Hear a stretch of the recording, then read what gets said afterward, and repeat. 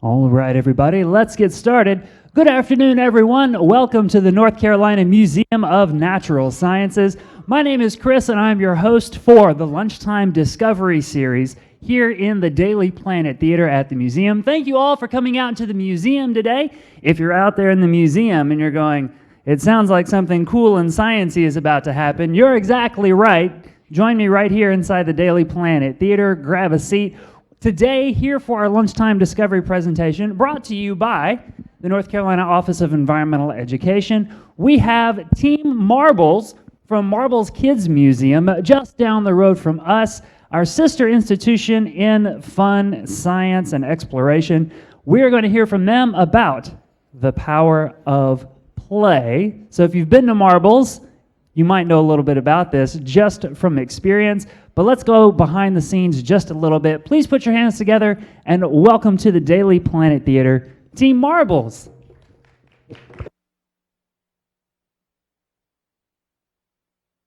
Hello, my friends. My name is Shenette Swann, and I want to kick off our fun time here with some, well, what I call play. And I grew up in a musical family, so the word play meant two things in my house. It meant making awesome sounds through music, and it also meant doing something silly and whimsical. Unfortunately, I never separated the two, so I've spent my entire life doing things silly, musically, and very whimsically, thinking that it's all necessary at all times. So I think that's what I'm going to make you do if you're down here with me. We've already passed out a couple of drums, and I'm going to introduce you to something that I call zip-zop music. For my friends that are right back there, if you want to come in and, either grab a leftover drum or use your hands, because you can do that too. You can use your hands. We are going to do something called zip-zop music. I made that up. I didn't get that anywhere. It's just what I called my weird nonsense singing and speaking that I did as a child. So for all my friends up here, if you can see me really clear, and I think you can, I want you to start just going like this. I want to hear it. Oh, I can hear it. Okay, so we're going to create a little rhythm here. I'm going to grab my favorite friend, Jim. It's actually a djembe drum from Ghana, Africa, and we're going to create some sounds. Now, you've got to choose which sound you're going to make. We're going to start first with zip-zop. So this is how it's going to go. It's going to go zip-zop, and again, zip-zop, and again, zip-zop. Ooh, I hear it. Do it again. Zip-zop. Stay with the rhythm. Zip-zop. Yes, you got it. Zip-zop. Do it again. Zip-zop. Now keep that going. And I'm going to introduce something else. Keep the zip-zop going. You have to say it too. That's the whole, yes, say zip-zop. Let me hear you say it. A little louder up there. A little louder. Yeah, that's what I want to hear. Zip-zop. Now I'm going to give you something else. You're going to say P-L-A-Y. Keep the zip-zop. P-L-A-Y. Who wants to do that?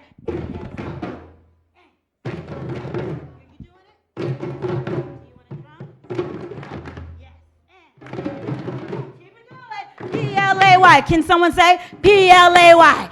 And P-L-A-Y. I still need that zip-zop. Z-zop. Okay, it can get confusing. P-L-A-Y. Oh, yeah. P-L-A-Y. Now, bippity-boppity. Use your legs. Bippity-boppity. I hear all kinds of stuff. Zippity-bippity-boppity-zop. Bippity. Do it again. Bippity-boppity. Zippity-zop. Bippity-boppity. Now, shh.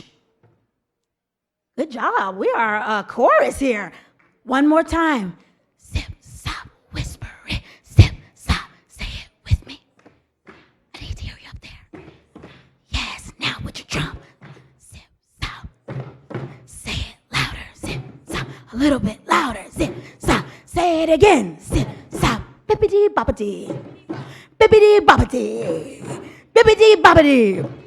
Now someone say P-L-A-Y. P-L-A-Y. P-L-A-Y. P-L-A-Y. P-L-A-Y. P-L-A-Y. Faster, P-L-A-Y. P-L-A-Y. P-L-A-Y. P-L-A-Y. Thank you so much for doing something a little strange. Take note. How do you feel? Feel a little crazy? A little weird? He said, I feel a little weird. But that's what play is all about, friends. Play is about doing something very strange, jumping in your comfort zone or out of it, and just doing some fun stuff. Thank you, friends. Thank you, guys. Thank you.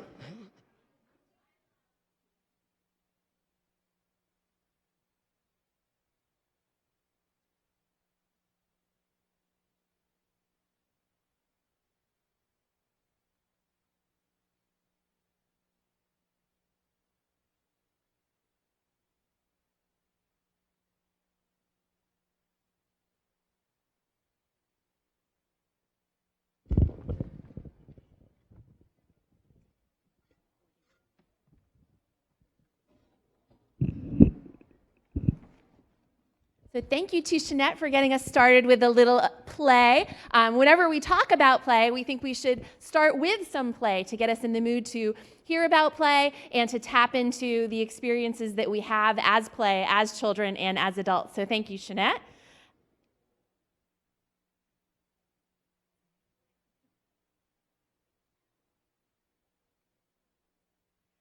We're going to do a few introductions, and so to, again, get us in the mindset of play, we've got some photos up here of us as children doing what we love to do best. So there I am at about 6 years old, being a magician. My name is Harden Engelhardt. I'm the Vice President of Play at Kids Museum, and I lead the team that leads the play. My name is Evan Cooper. I'm a play coordinator at Marbles Kids Museum with Explore Experiment, which focuses on STEM programs, and I help spark STEM play. Hi everybody, my name is Kara Strang. That's me with a balloon and a book up there. I still love reading. It's one of my most favorite forms of play. And at Marbles, I'm our Director of Community Engagement, which means I get to go out and do fun things like this in the community, but also bring the community back to Marbles. And hey guys, I'm Shenette Swann, and that's me in the red shirt there. I have Care Bears on my sleeve, you know, rocking that 80s wear that I wish I still had that shirt today, but I'm still that same person. I'm a play coordinator, and I'm always trying to find something fashionable to adorn myself in. So this picture here is of my niece, Ellie. She is 3 in that picture. And last Memorial Day weekend, my extended family took a trip up to the Virginia mountains. We're at Grayson Highlands State Park. And we stopped to take a break while we were on our hike. And Ellie announced that she was going to build a fairy house with these rocks that she found scattered around the trail. As you can see, these are some pretty big rocks, and she is 3. So some of the adults in our group felt a little bit uncomfortable and wanted to step in to help Ellie carry the rocks or help her decide where she should place the rocks, to decide for her maybe which rocks were a little too big for her to carry, and they just wanted to make sure that she didn't get hurt. But I intervened, and I did not let them step in, because what I know from years of observing children play is that kids, if we let them, will discover their own limitations and define their own boundaries for themselves. They will figure out the limits of their capability, and if adults intervene and establish boundaries for kids, we limit their potential, and we prevent them from having the experience of figuring out what's possible on their own, and from knowing what they can and can't do and what's safe when we aren't there to protect them and to step in.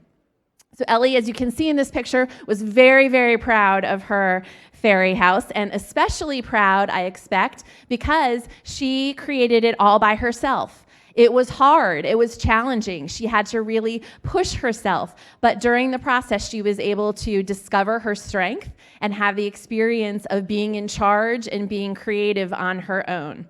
So I loved this moment. I thought it was a great story. I came back to Marbles and told that story to our staff to encourage our staff not to step in and to let kids have that space and independence to find their own limits. 6 months later, I was in Massachusetts visiting my 2 nieces, and the story got even better.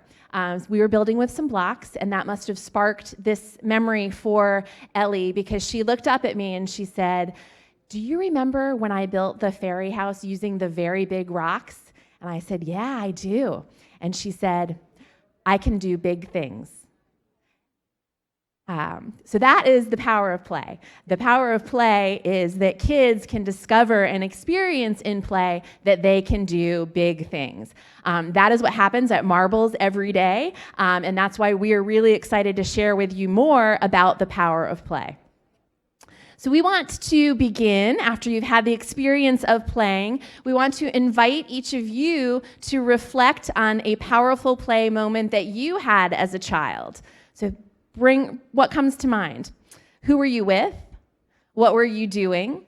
Where were you? What were you learning? What were you feeling? And how did that moment help you grow into the adult that you are today? So we're going to give you about 5 minutes to turn to a neighbor and share that powerful play moment that you experienced for yourself.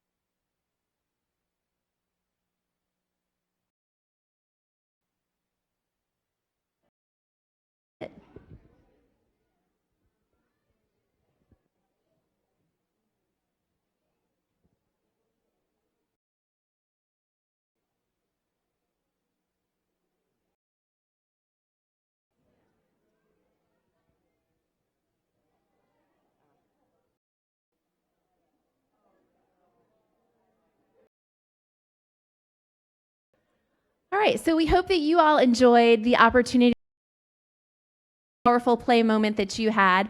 I know that those kind of even more joy when you get to share them with someone else. Let's dig the family level and to us a little bit about what is going on in kids' brains. Tell us. Sure. So when we're talking about childhood development, the average human child is born with roughly 100 in their brain.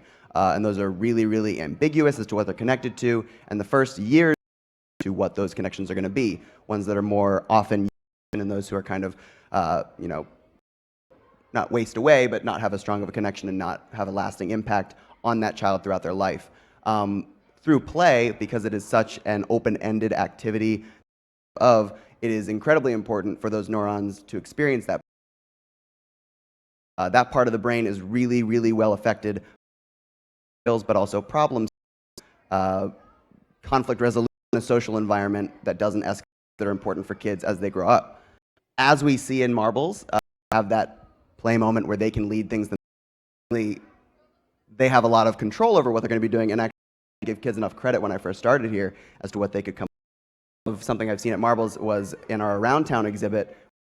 It shows different parts of a community. There's a farm, and completely was going to, and they basically delegated jobs for these things, completely unprompted, because they had the freedom to do so. And being able to make those connections in the brain early is really, really important to make full, well-rounded adults in the future. Any connection to the animal world? Yes. Thank you. Yes, it's also really important to look at the animal kingdom when we are looking at the neuroscience of play, because that is where the vast majority of research has been done.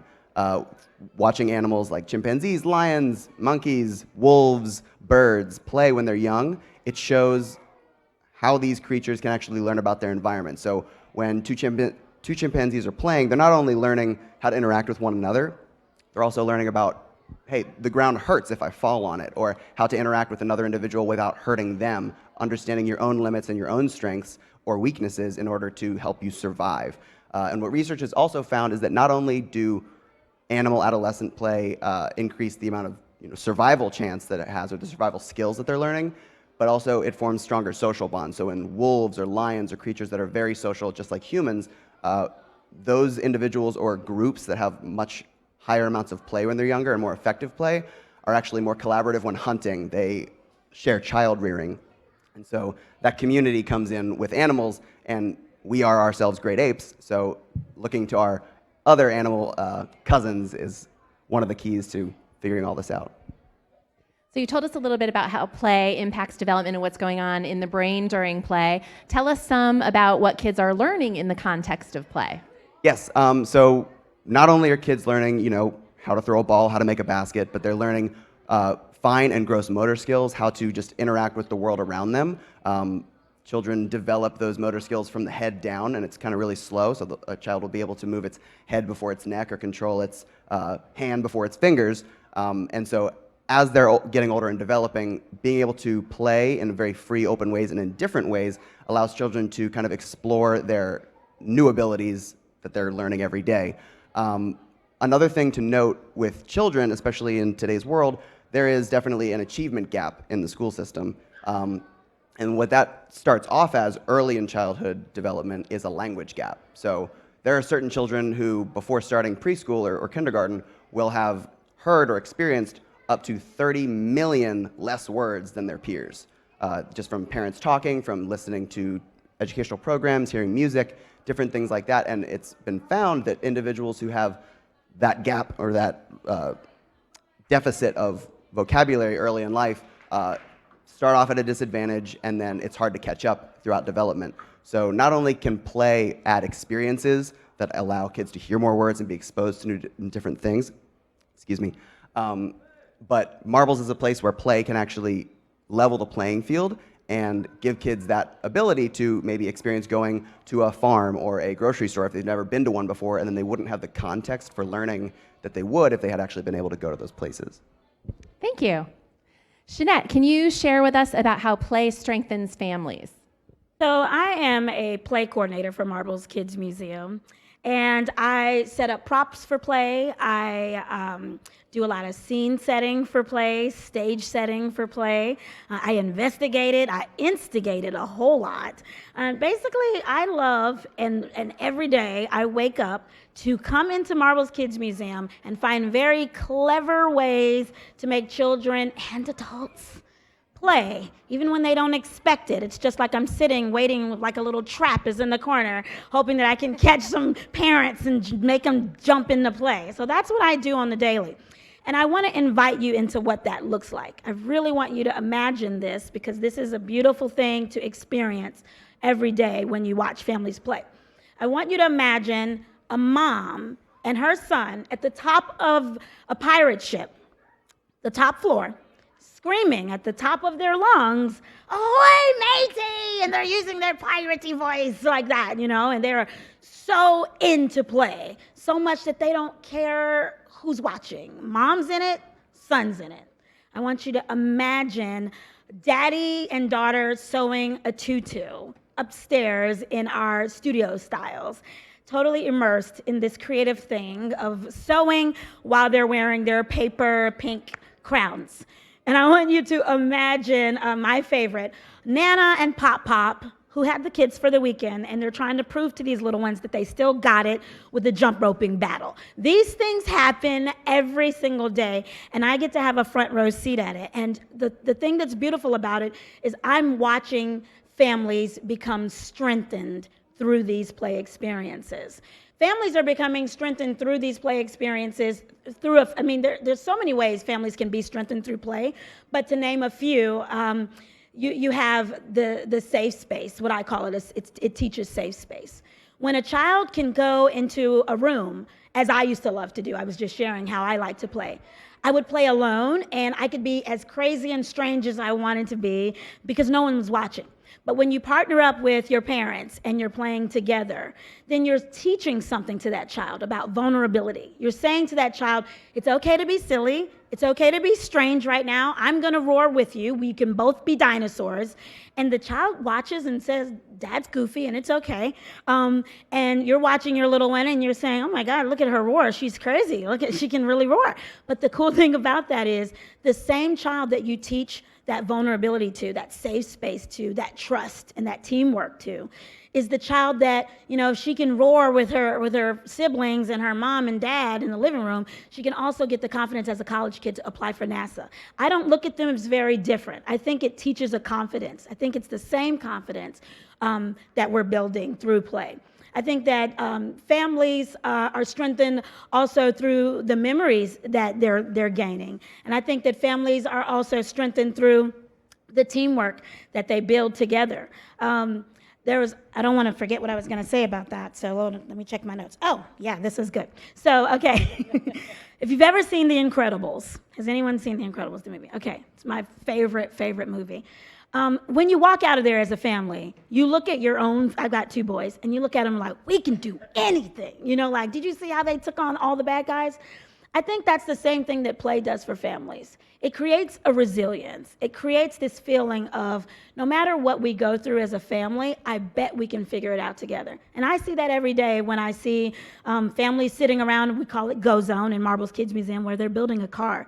And if you've never built a car in Go Zone, I'm telling you, it can challenge you and make you feel a little embarrassed if you don't know how to put this car together. But when you see them like, pass this wheel, or let me get that, whatever we call those long thingies that connect them together, and they're working together as a team. And I feel like that's the same thing. It starts there with those simple play moments of siblings passing the toys to each other, the wheels to each other, grandpop and grandmom working in together to build this car. It's the same thing that allows for them to take on challenges as a family when they experience things like grief and loss. They've done it together as a family. And it seems so simple, play, but it definitely strengthens families. So we know that play is powerful whether kids are engaging in play on their own, and it's even more powerful when they are engaging in play with adults or more capable others, peers.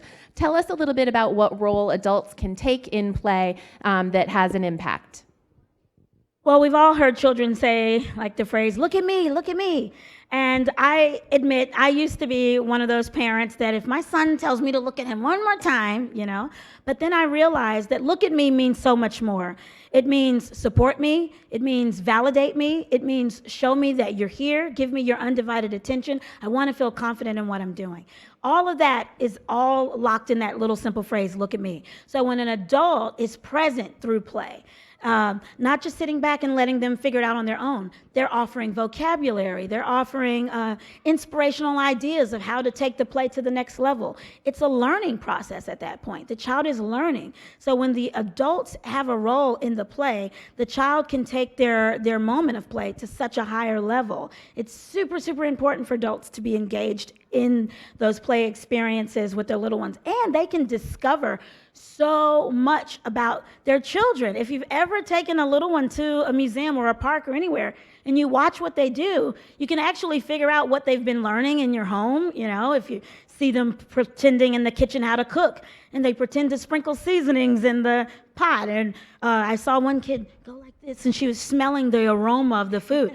Apparently, the smell of the aroma is important in mom's house, and And mom watched her child do that and was like, I didn't know my child even noticed that I'd sprinkled the seasonings, turned the oven on, checked the temperature, sniffed the aroma. So you get to have a front row seat at what they've been watching you do. And they also get to discover that you're not as corny as they might have thought you were, because they can see you jump in and play too. And it teaches interdependence, so to speak, when adults are involved. So Shenette is obviously very passionate about play. Anything else you want to tell us? Well, this part I say often, but I don't want to mix these words up, so I'm going to read it because this is something I am very incredibly passionate about. Family play is powerful. In such a small moment, a child feels supported, they feel valued, they feel validated, and they can feel vulnerable in a safe space of curiosity and joy. Marbles Kids Museum plays a huge role in family empowerment through play. It's very challenging, and I would never take that back. It is very, very challenging, but it's so rewarding because we get the opportunity to see those results every day when those families walk out with high fives and hugs and kisses all over the forehead and crying kids because they don't want to go. These are the results of families being strengthened through that play, and I'm proud to be a part of that every day. Thanks. So one of my greatest joys is to go into the grocery store at the end of the day, still wearing my Marbles shirt, and to see that little 1-year-old or 2-year-old who recognizes our logo, and that logo may be the first thing that they read, and so they're pointing at my shirt and going, "Marbles, marbles, marbles." So that is definitely a very joyful experience that we get to have. Or yesterday morning when I came into work and I came around the corner, just as a little 1-year-old who was just learning how to walk came around the corner, also saw all of the play that she was about to experience and started doing a little dance like this. So definitely our community feels like Marbles is a place that belongs to them, a place that they are welcome in. So Kara, share with us the impact that what impact does play have on and in our community? Sure. So as we just heard from Evan and Shenette, play is super important when it comes to kids discovering who they are, making connections. Play is a connector, essentially, and it connects kids to themselves, their families, the world around them, but it also connects the community to one another. So kids, families, adults, organizations, we're all connected through play. And at Marbles, that comes in a lot of different ways. So we've got a few examples for you guys on the screen behind us to share a few stories about how play connects and strengthens our community every single day. So field trips. We partner with Duke Energy to provide free field trips to elementary schools in 9 economically disadvantaged counties in central and eastern North Carolina. These are kids who have maybe never left their hometown before, and now they're getting on a bus and they're coming to Raleigh, the capital of their state, and they're meeting kids from all around the state and even around the world, because we have visitors that come from everywhere, all 50 states, all 100 counties in North Carolina, and they're making those connections and they're seeing things for the first time that they've never seen before. Our IMAX theater on our campus is a resource for education and for play. We show feature films, educational films, so you can go to the farthest reaches of space, you can go deep under the ocean, you can hang out with the Avengers for 3 hours, all without ever leaving your chair. And it also gives us a vehicle to partner with our community and support important initiatives that we want to help get across. So right now, for example, we're working with Safe Child to show free screenings of the film Resilience, which is about ACEs, or adverse childhood experiences, how we can prevent them from happening in our community. So we show those on a monthly basis, and that's a really great tool for us. In the top corner, see those 2 cute little girls? We do an annual event called Kickoff to Kindergarten.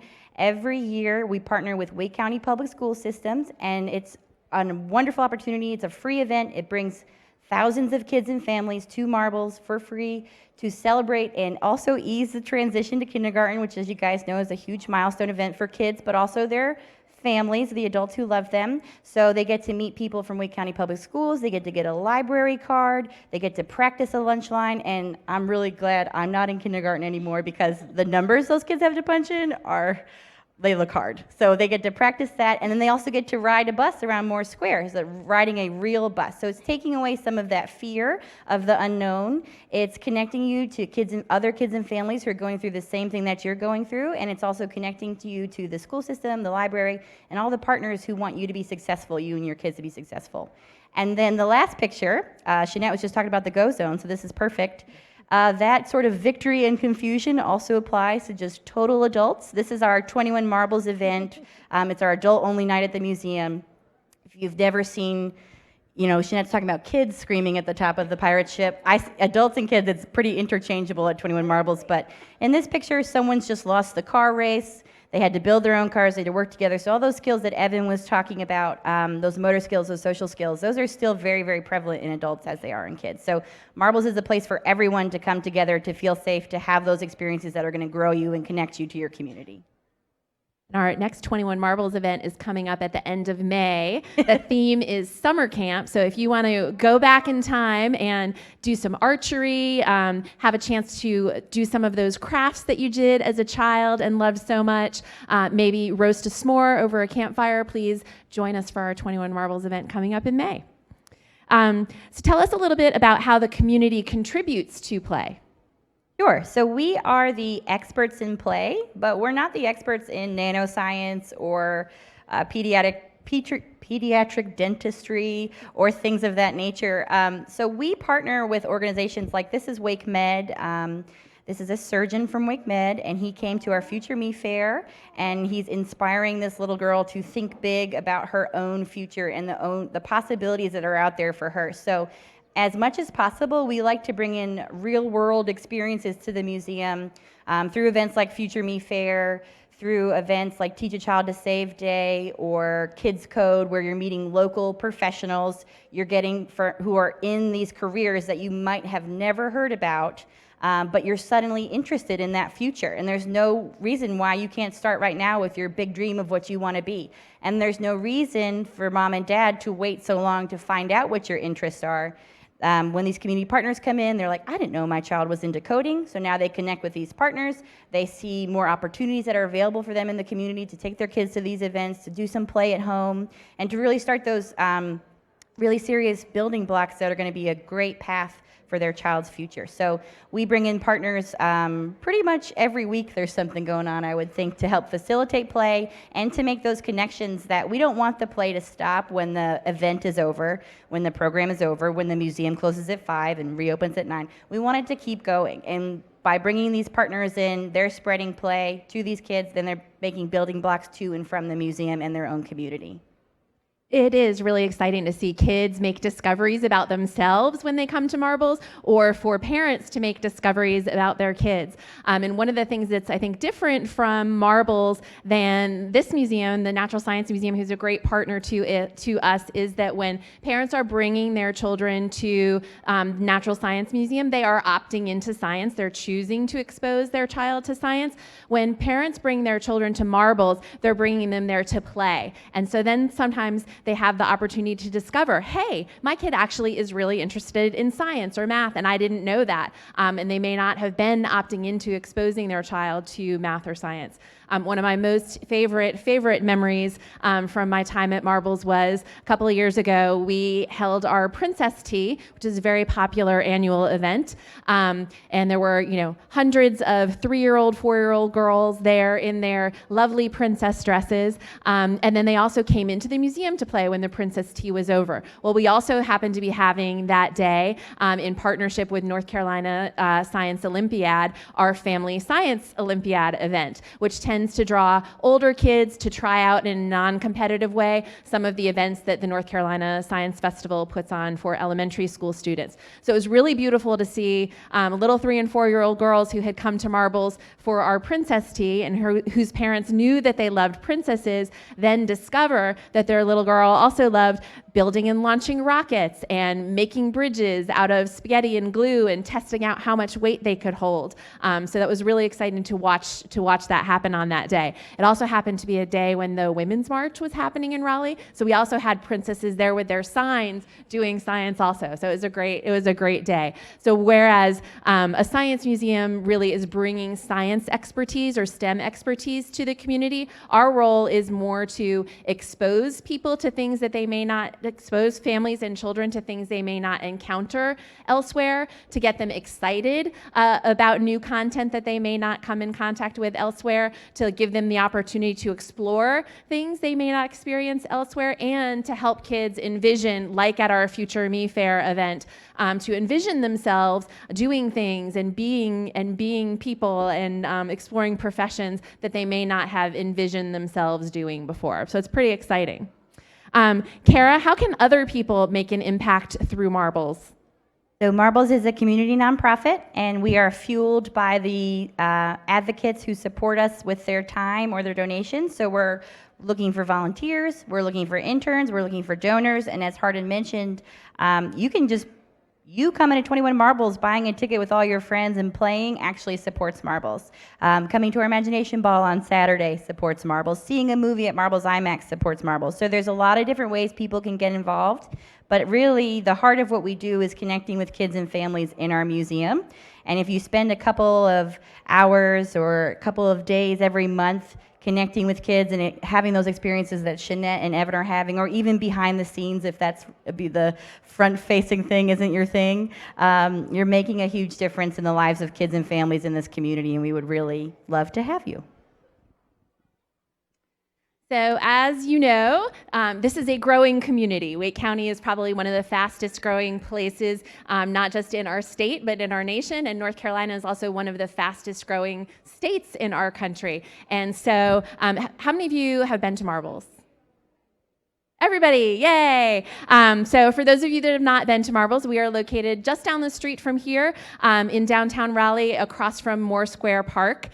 Since we opened our doors in September of 2007, we have been a top family destination and have welcomed more than 6.5 million visitors, which is a lot. We currently serve about 690,000 guests annually, and we welcome families for play, school groups for field trips, moviegoers to our IMAX theater. We're a very popular place for weddings and events, so if you'd like to get married, you could consider getting married at Marbles, and for conference attendees. As Kara said, our guests come from all over the state, from all over the nation, and actually from around the world. So we love that our community loves to come and play at Marbles. Our popularity has definitely put us at capacity, welcoming many more guests than our building was intended to accommodate. So we need to create more space for more play, which is a wonderful problem. Here's one of our busiest days of the year. This is our New Year's Eve celebration.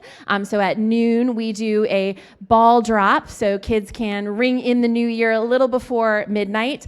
Very, very popular event that draws a very large crowd, as you can see.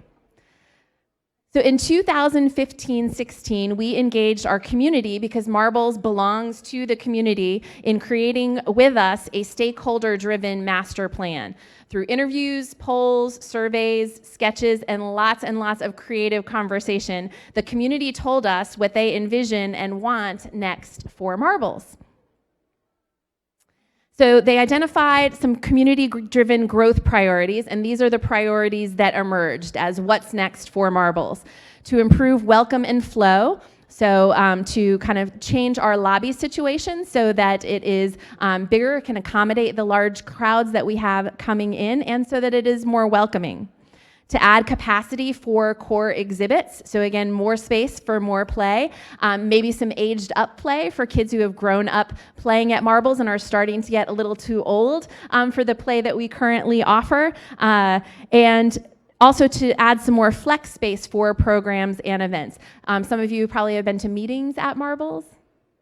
So we have some flex spaces, but we could definitely do more with more spaces that kind of give us the opportunity to offer different kinds of programming and different kinds of camps, classes, events, things like that. And then finally, a reimagined campus exterior. So one of those kind of, when you're driving by, you are absolutely sure of what is happening inside that space, and it is play, and a space that makes you just not be able to help but come inside.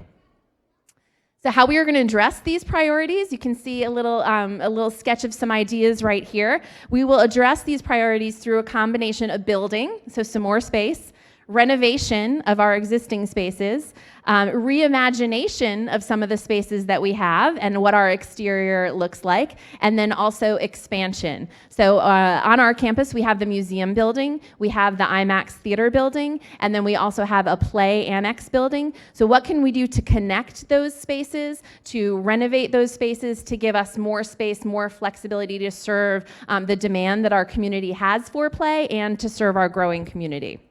And we promise to accomplish this without being closed. So we don't want any child growing up here in Wake County or here in North Carolina to miss out on the opportunity to play at Marbles during their childhood. And so we plan to do this without being closed because we know how important play is for all children and all families.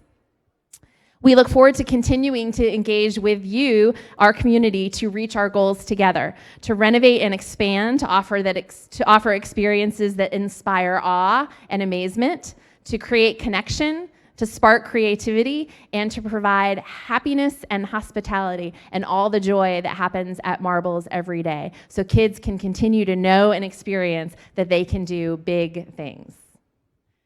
We'd love to answer any questions that you all have. Let's give him a round of applause. Thank you very much. If you've got questions, I'll bring a microphone to you if you're down here with me. If you're on the second or third floors and you have questions, you can ask them too. Just wave so that I know you've got one, and then yell, and we'll use the microphones to repeat the questions just to make sure that everybody can hear. Leah will get us started. Hi, thank you for the presentation. That was wonderful. I think your community expansion plan sounds great. What is the timeline on your capital expansion, and are y'all starting a capital campaign? We are about to start a capital campaign. So our building is owned by Wake County, and they are a fabulous partner of ours. So we are currently working with them to imagine what we want to do and need to do, and what our community is calling for. So that's kind of where we are right now. We hope to start building in September 2021, and we anticipate that it will be a 15 to 18 month project. I have a question. About adults and inhibition, the sort of cultural thing where grown-ups around other grown-ups don't want to play or worry about the perceptions if they do try to play. Do you see that happening at Marbles, or how do you get a grown-up over that hurdle that doesn't involve the kinds of food and things you might serve at a 21 Marbles event? I think that we see it every day, first, yes. The adults come in and they can often feel like, my kid's here to play, and I'm here to accompany them through that process. However, we do have a way of trying our very best to woo them into play, that it becomes kind of natural. After a while, I think play is a very natural experience. Evan was talking about, how we are wired as children. I don't think that really leaves us, but there is that resistance toward it, like you said, at first. But by the time you're walking past jump ropes and hula hoops and you see at least one adult trying it, you do see a lot of other parents that really just want to give it a shot. As I mentioned before, it is such a safe space. It's huge, it's a big place, but it's a safe space where we get to see people take off that guard. And I'm excited to know that we do get to experience parents who usually would never play on the playgrounds or things like that. But when they come into Marbles, we tend to see a lot of adults playing more than you would expect. Did you want to add on to that? Yeah, so I think a lot of times, as Shenette mentioned, parents are bringing their children to Marbles for their child. Yeah. Sometimes when we have a STEM event, for example, the Family Science Olympiad or our Kids Code event, the parent is bringing the child because they want their child to learn about coding, but they're not into science or coding. And then when they're there and they're experiencing that event with their child, they actually discover, this is kind of interesting, and I'm curious about this too. One of the other roles I think that we play in the community is highlighting the value of play and the importance of play. We have a program in partnership with Wake County Public Schools and the Wake County Public Libraries called Ready, Set, School. And in that program, we provide a 4-week parent-child class for 3 to 5-year-olds who have not attended preschool or daycare and who are likely to attend one of Wake County's highest need elementary schools. So we're giving them kind of just a taste of what preschool is like. And it really is amazing that in just 4 sessions, what the kids learn and what the parents learn. Early on, the parents told us that they were very concerned about their children and separation anxiety, and that their children, we actually had a mom last week who said she had never not been in the room with her child. And so we changed the program so that there's 3 weeks where the parents and children are together in a class, and on the 4th week we pull the parents out for a workshop. The kids are always fine. It's the parents who have that separation anxiety, but we'll talk to the parents about how they can support school readiness through play. And recently in one of those workshops, we had a parent tell us that they were now there with their second child. So their first child had gone through the program. Now they were there with a second child, and that she did not know before participating in this program how important it was to play with her child and to talk to her child. She saw her role prior to the program as being keeping her child safe and supervising her child, but through the program she learned how important it was to play with her child. And she said when this younger child had been bored, she had talked to the child all the time and surrounded the child with talk to support his language development, and that she took time every day, even if it was just little snippets of time, to play with her child. And the difference she saw in his development compared to the older child's development was really phenomenal to her. So I think that's another way that we help kind of adults overcome any inhibitions that they have about playing, is that we really show them and model for them that how important it is, and you got to let those inhibitions go. Yeah, and I would add to that from a volunteer perspective or a staff perspective, we actually do play training, and a lot of it is what Harden was talking about, the value of play. Because once you understand the science behind it, you're like, oh, this is really critical, and I really want to be a part of this, and I really want to understand, and I can do this just by having fun and like letting loose a little bit and kind of transcending out of this like day-to-day, you know, I'm an adult, and then just kind of a lot of our volunteers and staff, I would say, there's a good amount of people who are like born to be at Marbles, and they just come there and they're just amazing. But there's a lot of volunteers and staff who are a little nervous sometimes too about just going out and interacting with a child, especially if you don't interact with a child on a regular basis. So we provide that knowledge, that training, and then the space for those people to take risks and to learn something about themselves. And once they know that the kids are doing it and they're doing it, it's like a beautiful convergence of just really coming together. I'm spending many hours at Marbles watching my own children. It seems like in addition to preparing them for school, it also gives them a space to, if the child doesn't necessarily interact well with groups or share well, I've just observed that that gives them a place maybe not available to them in the school, so they can kind of learn from other kids how to kind of build that interaction. Do you hear that feedback from parents? Absolutely. So definitely parents are coming to Marbles so that their kids can play with others. The full diversity of our community is reflected in who comes to Marbles, and so parents, I think, really value that they are exposing their child to that diversity when they come to play at Marbles, and that their kid is getting to play with kids that they may not get to play with in their neighborhoods or in their schools. They're also playing with kids of a very wide range of ages, so they're having to learn how to navigate around the little ones and how to stand their ground with some older kids. My niece that I showed the picture of before, she is, I'll call her a leader. So she, in her family, with her older sister who's about 5 years old, and definitely in her multi-age classroom at school, she is a leader, she is in charge, she is the ringleader, she is the director. And so when she was here visiting at Christmas, I was going wherever she wanted me to go at Marbles and doing whatever she wanted me to do at Marbles. But it was very interesting to watch because she is used to being in charge and being the leader and getting her way. And so I watched her over the course of a few hours having to figure out that she had to wait for a turn, how to let a kid know that she wanted a turn without kind of pushing her way through, how to share when another child asked her to share. So for a very strong child who is a leader, it was very interesting to me to watch how she even grew socially while she was playing at Marbles.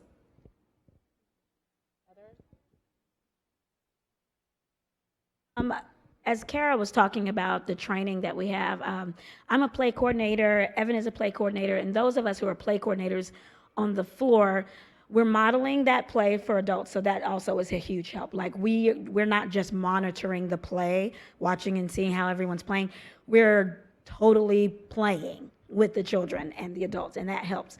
But also when we're out there on the floor, part of our training is to teach children to connect to each other. So if I'm in the kitchen and we're all pretending to make a Thanksgiving feast, then I might go in there and say like, oh my goodness, where is the turkey? Someone please give me the turkey.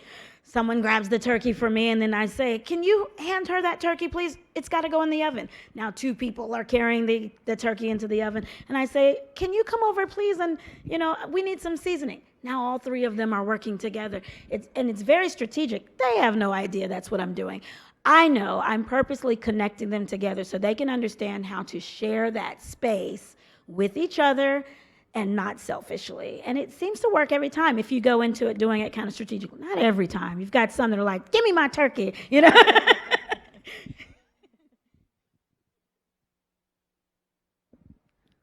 let's give them one more round of applause. I think our time is about up. We'll end on that one. Give me my turkey. Thanks so much for coming out. Thanks for chatting with us and sharing all of your expertise. And hey, thanks to all of you for coming out or watching online. Hope you enjoyed today's program. We'll be back here next week, I think, at noon in the Daily Planet Theater. Hope you can join us and learn something new. Bye, everybody.